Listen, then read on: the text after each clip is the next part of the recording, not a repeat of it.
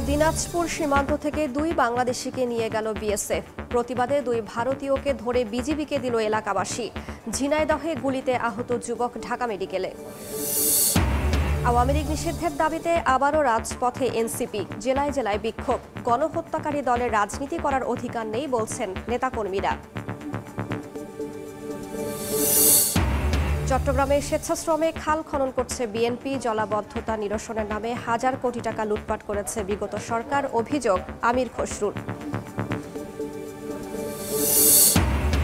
এবং দালাল চক্রের খপ্পরে রাজবাড়ির দুই যুবক। সৌদি নিয়ে অমানবিক নির্যাতন, পরিবারের কাছ থেকে মুক্তিপণ আদায়, অভিযুক্তদের বিরুদ্ধে মামলা।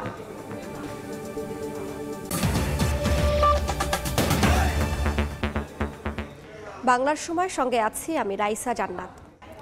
দিনাজপুর সীমান্তে জমিতে ধান কাটার সময় দুই বাংলাদেশিকে ধরে নিয়ে গেছে বিএসএফ। এর প্রতিবাদে দুই ভারতীয়কে আটক করে বিজিবির হাতে তুলে দিয়েছেন এলাকাবাসী। বিজিবি জানিয়েছে দুই দেশের 4 নাগরিককে নিজ দেশে ফেরাতে আলোচনা চলছে। দিনাজপুরের বিরল সীমান্তে নিজের জমিতে ধান কাটা ও মাড়াইয়ের কাজ করছিলেন কৃষকরা। এ সময় হঠাৎ বিএসএফ এসে ধরে নিয়ে যায় দুই কৃষককে। স্থানীয়রা জানান, শুক্রবার সকাল থেকে বাংলাদেশি নাগরিক মাসুদ রানা, এনামুল হক সহ কয়েকজন দিনাজপুরের বিরলে বাংলাদেশের সীমান্তের অভ্যন্তরে জমিতে ধান কাটছিলেন। এ সময় বিএসএফ সদস্যরা এসে দুই কৃষককে ধরে নিয়ে যায়। এরপর কারুলিয়া গ্রামের কয়েকজন বাসিন্দা ভারতীয় দুই কৃষককে ধরে নিয়ে সেখানকার সরকারি প্রাথমিক বিদ্যালয় মাঠে আটকে রাখেন। পরে স্থানীয় ইউপি সদস্যের মাধ্যমে তুলে দেওয়া হয় বিজিবির হাতে। ভারতের পাশে আমাদের জমি, ধান পাকছে, ধান মাড়াই করছে। আমাদের কয়েকজন শ্রমিক ওখানে ধান কাটে ধান মাড়াই করছিল। হুট করে আসে বিএসএফ দুইজনকে আটক করে নিয়ে চলে গেছে। এরাও মনে করেন যে দুজন ইন্ডিয়ার, ধরে নিয়ে আসার পরে এদেরকে নিয়ে আসা রেখেছে। দ্রুত দাবি করছি লোকদের যাতে ছেড়ে দেয়। তারা কৃষক লোক, তারা কোনো ক্রাইমের সাথে জড়িত না। দুই দেশের 4 নাগরিককে নিজ নিজ দেশে ফেরাতে আলোচনা চলছে বলে জানিয়েছে বিজিবি। পতাকা বৈঠকে আমাদের বিজিবি চিঠি দিয়েছে। তারা চিঠির উত্তরে বলছে কি যে আমাদের অফিসিয়াল কার্যক্রম সমাপ্ত করে আপনাদেরকে জানাচ্ছি। বিজিবির হেফাজতে থাকা ভারতীয় দুই নাগরিক দেশটির গঙ্গারামপুর থানার অন্তরপুরের বাসিন্দা। সময় সংবাদ, দিনাজপুর। এই মুহূর্তে দিনাজপুরের বিরলের ধর্মজন এলাকায় আছেন রিপোর্টার গোলাম নবী দুলাল। সরাসরি যাচ্ছি তার কাছে। দিনাজপুরের বিরল সীমান্ত থেকে কোনো কারণ ছাড়াই দুইজন কৃষককে বিএসএফ আজকে সকাল 11:30টায় ধরে নিয়ে গেছে এবং তাদের ধরে নিয়ে যাওয়ার পরে এলাকায় কিন্তু একটা উত্তেজনা এবং উৎকণ্ঠার মধ্যে দিয়েই আমরা পরিস্থিতি বিরাজ করছে। বিশেষ করে এই এলাকার মানুষজন অত্যন্ত খুব ক্ষুব্ধ এবং তারা এর জের হিসাবে কিন্তু আরও দুইজন ভারতীয় নাগরিককে তারা আটক করেছে। আমরা যেটি বিজেপির যে সূত্র থেকে এখানে যিনি কোম্পানি কমান্ডার রয়েছেন রেজাউল করিম, তার কাছ থেকে জানিয়েছি যে আপনার দুইজন কৃষককে ধরে নেওয়ার পর তাদেরকে হস্তান্তরের বিষয়টি তারা খুব জোরে সোরে কাজ শুরু করেছেন এবং এ পর্যন্ত তারা 2টি চিঠি দিয়েছেন ভারতের কর্তৃপক্ষকে, কিন্তু বিএসএফ এ পর্যন্ত কোনো সাড়া দেয়নি। আমরা যেটুকু জেনেছি যে তারা সেটা প্রচেষ্টা চালিয়ে যাচ্ছেন এবং এই যে ধর্মপুর ইউনিয়নের ধর্মজন বিজেপির যে বিওপি, আজকে সকালে তারা দুইজন মাসুদ রানা এবং আপনার এনামুল, দুইজন নিরীহ কৃষক, তারা ধান খেতে কাজ করার সময় বিএসএফ তাদেরকে তুলে নিয়ে যায়। আমরা যেটা এই এলাকাবাসী যেটা জানিয়েছেন, এই কৃষকরা তারা প্রতিদিনের মতো ধান খেতে তারা তাদের পরিচর্যার জন্য গিয়েছিল। কিন্তু আমরা আরেকটি বিষয় যেটা জেনেছি বিজেপির কাছ থেকে, তারা যেটা বলেছেন যে তারা কিন্তু যে দুইজনকে আপনার এই এলাকাবাসী ধরে তাদের কাছে হস্তান্তর করেছে, তাদের কিন্তু আপনার বিওপিতে বিজেপির বিওপি ক্যাম্পে তাদের রাখা হয়েছে। বিষয়টি এখন দেখা যাচ্ছে যে বাংলাদেশের দুইজন কৃষককে হস্তান্তরের বিষয়টি দুইবার তারা চিঠি দিয়েছেন। এখন পর্যন্ত পতাকা বৈঠকের ব্যাপারে এখন পর্যন্ত কোনো সিদ্ধান্ত হয়নি। 42 ব্যাটালিয়নের এই ধর্মজন বিওপির যিনি ক্যাম্প কমান্ডার রেজাউল করিম, তিনি যেটা জানিয়েছেন যে তাদের বিজেপি তারা সতর্ক অবস্থায় রয়েছেন এবং পরবর্তী যেন কোনো ঘটনা না ঘটে সেই জন্য তারা সব রকম প্রস্তুতি তাদের রয়েছেন এবং তারা ইতিমধ্যে আপনার এই এলাকাবাসীকে আশ্বস্ত করেছেন। তারা যেটা বলছেন যে যেহেতু তারা নিরীহ দুই কৃষককে তারা ধরে নিয়ে গেছেন। এই কৃষকদের তারা নিয়ে আসার জন্য তারা সর্বাত্মক তারা প্রচেষ্টা চালিয়ে যাচ্ছেন এবং যে দুইজনকে আপনার ভারতীয় নাগরিক তাদের আটক করা হয়েছে তাদেরকে আপনার এই ক্যাম্পের মধ্যে আপনার বিজেপির ক্যাম্পের মধ্যে তাদের রাখা হয়েছে। বিষয়টি এখন দুই পক্ষের মধ্যে আপনার চিঠি চালাচালির পর্যায়ে রয়েছে। তো আমরা যতটুকু জেনেছি যে খুব শীঘ্রই আপনার এই পতাকা বৈঠকের মধ্যে হস্তান্তরের যে বিষয়টি এটি হলে আপনাদের আমরা পরবর্তী যে বিষয়টি আমরা এটা জানাতে পারবো। তো আমার কাছ থেকে ধর্মজন সীমান্ত এলাকার সর্বশেষ এই ছিল। সরাসরি যুক্ত ছিলাম দিনাজপুরে। এদিকে 5 দিনের ব্যবধানে ঝিনাইদহের ভারতীয় সীমান্তে বিএসএফের গুলিতে আহত হলেন বাংলাদেশি যুবক। স্বজনরা জানান বৃহস্পতিবার রাতে মহেশপুরের কুসুমপুর সীমান্ত জমি থেকে বৃষ্টির পানি নিষ্কাশন করতে গেলে তাকে লক্ষ্য করে গুলি চালায় ভারতীয় সীমান্তরক্ষী বাহিনী। গুরুতর আহত অবস্থায় প্রথমে তাকে স্থানীয় হাসপাতালে ও পরে ঢাকা মেডিকেলে ভর্তি করা হয়। সীমান্তে থামছেই না ভারতীয় সীমান্তরক্ষী বাহিনীর বাড়াবাড়ি। এবার ঝিনাইদহের মহেশপুর সীমান্তে বিএসএফের গুলিতে আহত হলেন বাংলাদেশি যুবক রিয়াজ। আহতের পরিবার জানায় বৃহস্পতিবার রাতে সীমান্তের কাছে নিজেদের কৃষি জমির পানি নিষ্কাশন করতে যান রিয়াজ। এ সময় বিএসএফ তাকে লক্ষ্য করে গুলি ছোড়ে।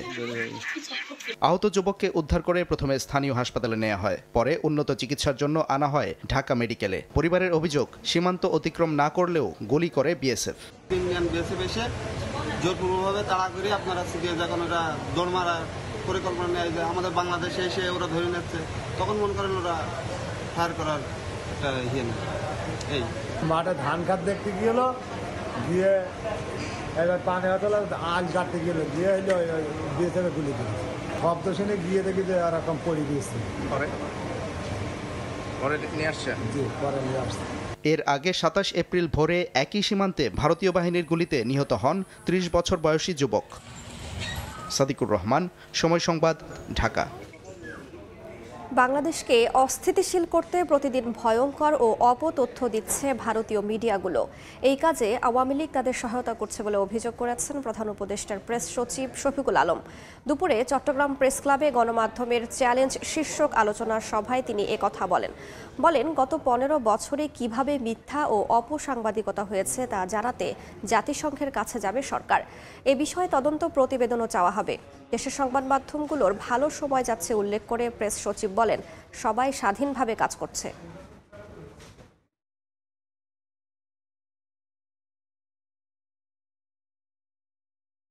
আমাদের যে নিউজ কনজিউম আমরা করতেছি এই ধরনটা চেঞ্জ হয়ে গেছে, ফলে প্রতিনিয়ত অপতথ্য আসছে।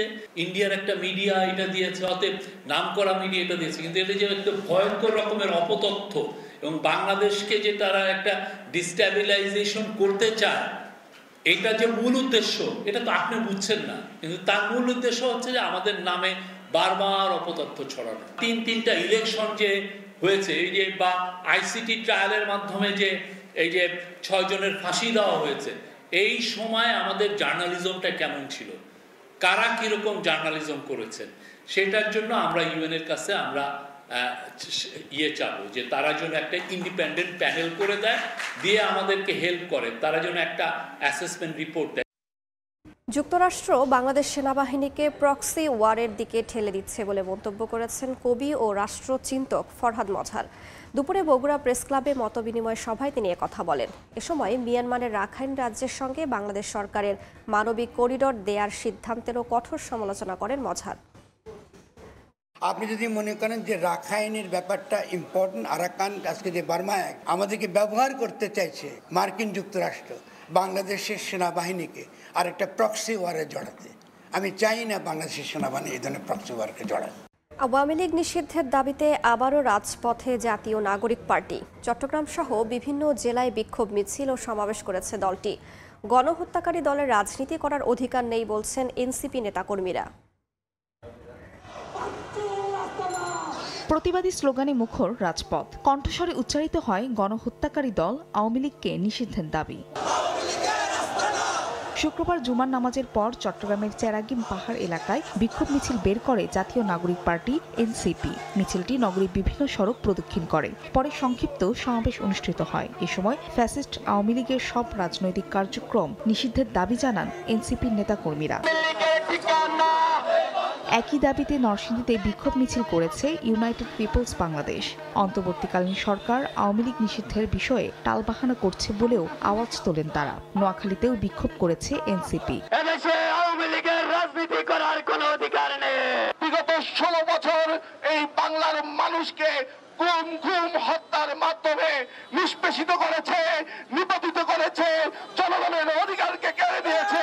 বিদ্যমান রাজনৈতিক দলগুলোর পক্ষ থেকে যে ধরনের বক্তব্য দেখছি সেটা আমাদেরকে হতাশ করছে। বিদায় আমরা জুলাই গণঅভ্যুত্থানের শক্তি হিসেবে আমরা নিজেরা মাঠে নেমেছি। জাতীয় নির্বাচনের আগে ছাত্র জনতার উপর নির্বিচারে গুলি করে হত্যাকারীদের দ্রুত বিচার দাবি করেন এনসিপির নেতাকর্মীরা। ফাহরিয়া ফারজানা, সময় সংবাদ। আওয়ামী লীগ নিষিদ্ধের দাবিতে এনসিপির বিক্ষোভ সমাবেশে কথা বলছেন দলের আহ্বায়ক নাহিদ ইসলাম। সরাসরি যাচ্ছি সেখানে।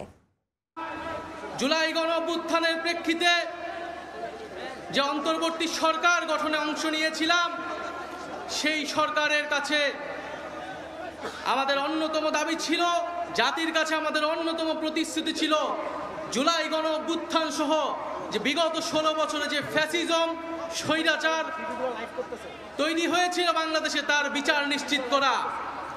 বিচার এবং সংস্কারের জন্যই মানুষ রাজপথে নেমে এসেছিল। বন্ধুগণ, একটু পেছন থেকে ইতিহাসটা বলতে চাই। বাংলাদেশের জনগণ এই 24-এ প্রথমবার রাজপথে নেমে আসেনি, রক্ত দেয়নি, আত্মত্যাগ করেনি। ইতিহাসের বিভিন্ন পর্যায়ে বাংলাদেশের জনগণ রাজপথে নেমে এসেছে, জীবন দান করেছে, শাহাদাত বরণ করেছে। ন্যায় বিচার, মানবিক মর্যাদা, গণতন্ত্র, সার্বভৌমত্ব সালে এই পূর্ববঙ্গের বাঙালি মুসলমান নিম্নবর্গের হিন্দুর সাথে পূর্ববঙ্গের জনপদের অর্থনৈতিক এবং ধর্মীয় সাংস্কৃতিক অধিকার রক্ষার জন্য লড়াই করেছিল। সেই লড়াইয়ের ফসল হিসেবে আজকের বাংলাদেশের সীমানা আমরা প্রতিষ্ঠা পেয়েছিলাম। যদিও সেই সময় আমাদের লড়াইয়ের গন্তব্য ছিল সমগ্র বাংলার অখণ্ডতা কায়েম করা, কিন্তু কলকাতার ব্রাহ্মণ্যবাদী জমিদারদের ষড়যন্ত্রের কারণে সেই রাষ্ট্রকল্প আমাদের ব্যর্থ হয়েছিল। ফলে আমরা পাকিস্তান রাষ্ট্রে সাময়িকভাবে আশ্রয় নিয়েছিলাম। কিন্তু বন্ধুগণ, দুঃখের সাথে আমাদের সেই 47-এর আজাদির স্বপ্ন লুট হয়ে গিয়েছিল খুব অল্প সময়েই। পাকিস্তানির শাসক গোষ্ঠী এখানে বাঙালি জনগোষ্ঠীর ভাষা, সংস্কৃতি এবং অধিকারের উপর হস্তক্ষেপ করেছে এবং বাঙালি জনগোষ্ঠীকে তার ন্যায্য অধিকার থেকে বঞ্চিত করেছে বারবার। ফলে এই বাংলাদেশের সকল ধর্মের মানুষেরা আবার ঐক্যবদ্ধভাবে 71 সালে অস্ত্র ধরে হাতে তুলে নিয়েছিল এবং একটি রক্তক্ষয়ী জনযুদ্ধের মাধ্যমে বাংলাদেশের স্বাধীনতা এবং সার্বভৌমত্ব প্রতিষ্ঠা করেছিল। কিন্তু আবারও দুঃখের সাথে 71-এর পরে এই 72 সালে আমার সোনার বাংলার স্বপ্ন এই মুজিববাদীদের হাতে বেহাত হয়ে গিয়েছিল। এই মুজিববাদীরা 72-এর সংবিধানের মাধ্যমে বাংলাদেশকে ভারতীয় শাসক গোষ্ঠীর হাতে তুলে দিয়েছিল। মুজিববাদী সংবিধানের মাধ্যমে যে স্বাধীন বাংলাদেশের আকাঙ্ক্ষা, যেই মুক্তিযুদ্ধের শহীদদের আকাঙ্ক্ষা তৈরি হয়েছিল, সেই আকাঙ্ক্ষাকে ব্যর্থ করে দেওয়া হয়েছিল। মুজিববাদী সংবিধানে বাঙালি জাতীয়তাবাদের নামে এখানে বিভিন্ন জনগোষ্ঠীর যে ভাষার অধিকার, সেই অধিকারকে দমন করা হয়েছিল। মুজিববাদী সংবিধানে ধর্মনিরপেক্ষতার নামে বাংলাদেশের ইসলাম মনা জনগোষ্ঠী, ধর্মমান মুসলমানের যে সংস্কৃতি, সেই সংস্কৃতিকে রাষ্ট্র গঠন প্রক্রিয়া থেকে বিচ্ছিন্ন করে দেওয়া হয়েছিল। এখানে সমাজতন্ত্রের নামে যে পুঁজির স্বাধীন বিকাশ, সেই বিকাশকে ব্যর্থ করা হয়েছিল এবং অর্থনীতিকে লক্ষ্মী বাহিনীদের হাতে তুলে দেওয়া হয়েছিল এবং গণতন্ত্রের নামে বাকশাল কায়েম করা ছিল। এই ছিল 75 পর্যন্ত মুজিববাদীদের শাসন। আমরা দেখেছি স্বাধীন বাংলায় এরপরে বিভিন্ন সময়ে সামরিক হস্তক্ষেপ হয়েছে। এক পর্যায়ে বাংলাদেশের জনগণ 90 সালে আবারও রাজপথে নেমে একটি গণঅভ্যুত্থান তৈরি করেছিল। সেই গণঅভ্যুত্থানের পরে স্বৈরতন্ত্রের পতন ঘটেছিল। কিন্তু দুঃখের বিষয়, 30 বছর পরে বাংলাদেশের জনগণকে আবারও গণতন্ত্রের প্রতিষ্ঠার জন্য রাজপথে নামতে হয়েছিল। কেন নামতে হয়েছিল? কারণ গণ অভ্যুত্থানে যে রাজনৈতিক দলগুলো যেই প্রতিশ্রুতি দিয়ে ক্ষমতায় গিয়েছিল সেই প্রতিশ্রুতি তারা রক্ষা করেনি। 90-এর গণ অভ্যুত্থানকে যারা গণ অভ্যুত্থানে অংশ নিয়েছিল তারাই ব্যর্থ প্রমাণ করেছে। ফলে রাজনৈতিক দলগুলোর সেই নেতৃত্ব বাংলাদেশের জনগণ মেনে নেয়নি। বিগত 16 বছরেও রাজনৈতিক দলগুলোর, ফ্যাসিবাদ বিরোধী দলগুলোর নেতৃত্বে জনগণ রাজপথে নেমে আসেনি। বাংলাদেশের জনগণ ফ্যাসিবাদ থেকে মুক্তি পাওয়ার জন্য রাজপথে নেমে এসেছিল ছাত্র জনতার নেতৃত্বে। ফরিদপুরে বাড়ি থেকে তুলে নিয়ে নির্যাতন চালিয়ে এক নারী শ্রমিককে হত্যার অভিযোগ উঠেছে সাবেক স্বামীর বিরুদ্ধে। স্বজনদের অভিযোগ, গত 27 এপ্রিল ঘর জামাই থাকার শর্তে চুয়াডাঙ্গা জেলার জামাল হোসেনের সঙ্গে বিয়ে হয় বোয়ালমারী উপজেলার ময়নার। বিষয়টি জানতে পারে প্রথম স্বামী শরীফুল ইসলাম। জামালকে তালাক দেওয়ার কথা বলেন। এতে রাজি না হওয়ায় 30 এপ্রিল ময়নাকে বাড়ি থেকে তুলে নিয়ে যায় শরীফুল সহ তার লোকজন। চালানো হয় নির্মম নির্যাতন। এক পর্যায়ে ময়না অসুস্থ হয়ে পড়লে নেওয়া হয় ফরিদপুর মেডিকেল কলেজ হাসপাতালে। অবস্থার অবনতি হলে ঢাকায় নেয়ার পথে মারা যান তিনি।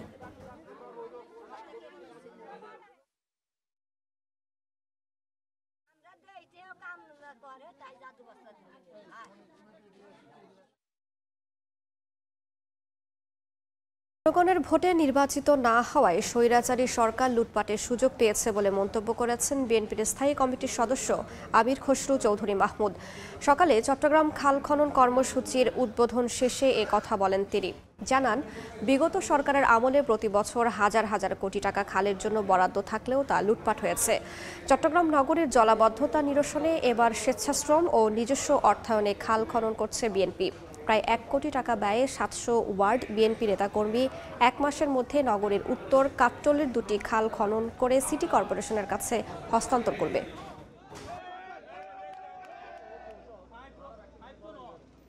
চট্টগ্রাম তো একটু বৃষ্টি হলে এখনো ডুবে যাচ্ছে, তো সুতরাং আগে কি হয়েছে এটা আর বলার দরকার হয় না। কথা হচ্ছে জনগণের ভোটে নির্বাচিত না হলে, জনগণের কাছে দায়বদ্ধ না থাকলে যা হয় তাই হয়েছে। আজকে একজন জনগণের প্রতিনিধি যিনি জনসমর্থন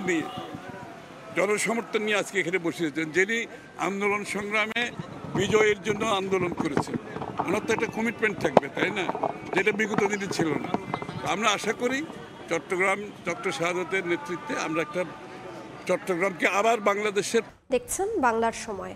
সাগরপথে মিয়ানমারে পাচারকালে কক্সবাজারের টেকনাফ থেকে 600 বস্তা ইউরিয়া সার সহ 10 পাচারকারীকে আটক করা হয়েছে। কোস্টগার্ড জানায়, বৃহস্পতিবার মধ্যরাতে টেকনাফের সেন্ট মার্টিন উপকূলের গভীর সাগরে সন্দেহজনক একটি মাছ ধরার ট্রলার দেখতে পেয়ে থামার জন্য নির্দেশ দেওয়া হয়। কিন্তু ট্রলারটিতে থাকা লোকজন দ্রুত গতিতে চালিয়ে পালানোর চেষ্টা করে। পরে ধাওয়া দিয়ে কোস্টগার্ড সদস্যরা ট্রলারটিকে আটক করে। পরে তল্লাশি চালিয়ে শুল্ক কর ফাঁকি দিয়ে মিয়ানমারের রাখাইন রাজ্যে পাচারের জন্য বহন করা 600 বস্তা ইউরিয়া সার উদ্ধার করা হয়। আটক করা হয় ট্রলারে থাকা 10 পাচারকারীকে।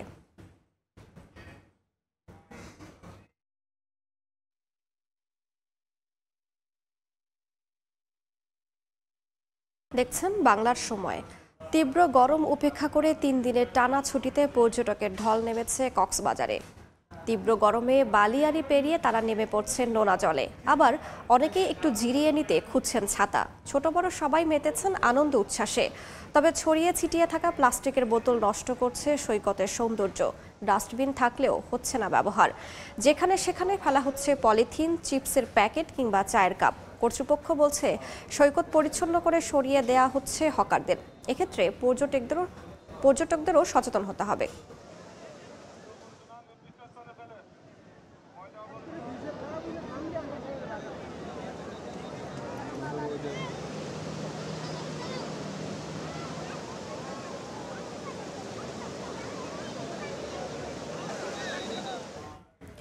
বাংলার সময়ের শীর্ষ সংবাদগুলো জানিয়ে দিচ্ছি আরও একবার। এবার দিনাজপুর সীমান্ত থেকে 2 বাংলাদেশিকে নিয়ে গেল বিএসএফ। প্রতিবাদে 2 ভারতীয়কে ধরে বিজিবিকে দিল এলাকাবাসী। ঝিনাইদহে গুলিতে আহত যুবক ঢাকা মেডিকেলে। আওয়ামী লীগ নিষিদ্ধের দাবিতে আবারও রাজপথে এনসিপি, জেলায় জেলায় বিক্ষোভ। গণহত্যাকারী দলের রাজনীতি করার অধিকার নেই বলছেন নেতাকর্মীরা। এবং চট্টগ্রামে স্বেচ্ছাশ্রমে খাল খনন করছে বিএনপি। জলাবদ্ধতা নিরসনের নামে হাজার কোটি টাকা লুটপাট করেছে বিগত সরকার, অভিযোগ আমির খসরুর।